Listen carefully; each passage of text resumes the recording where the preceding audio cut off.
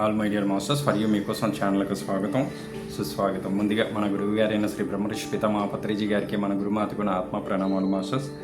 Okay masters, sir ముక్తి మార్గంలో మరొక అంశం గురించి మీ యొక్క మాటల్లో సార్.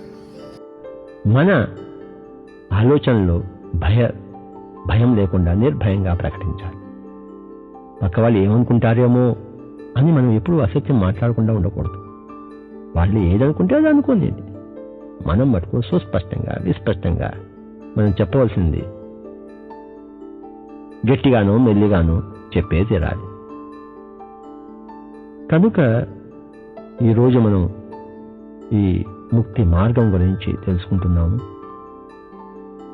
ముక్తి అంటే విడుదల. దీనికి పర్యాయ పదాలు మోక్షము, అపవర్గము, నిశ్రేయసు, లిబరేషన్, సాల్వేషన్. సీక్ యీ the truth and truth shall liberate you అన్నాడు జీసస్ క్రైస్ట్. సత్యం ఏమిటో తెలుసుకోండి, సత్యము మిమ్మల్ని బంధ విముక్తులను చేస్తుంది అన్నాడు. సత్యం అంటే నేను ఆత్మను అని తెలుసుకున్నవాడే సత్యం తెలుసుకున్నవాడు. నా కర్మలే నా వాస్తవాన్ని సృష్టిస్తున్నాయి అన్నది తెలుసుకున్నవాడే సత్యాన్ని తెలుసుకున్నవాడు.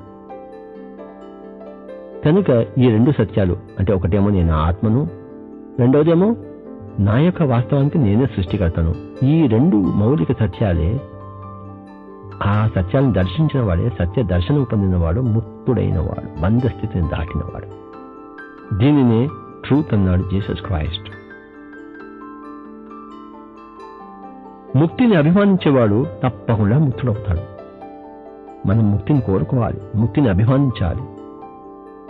తప్పకుండా ముక్త పురుషులం అవుతాం. ముక్తాభిమాని ముక్తోహి బద్ధో బద్ధాభిమాన్యపి కిం వదంతిహ సత్యేయం యా మతి సా గతిర్భవేత్ అన్నాడు అష్టావక్రుడు. ముక్తాభిమాని ముక్తోహి, ముక్తిని అభిమానించేవాడు ముక్తుడే అవుతాడు. ఎందుకు కాడు?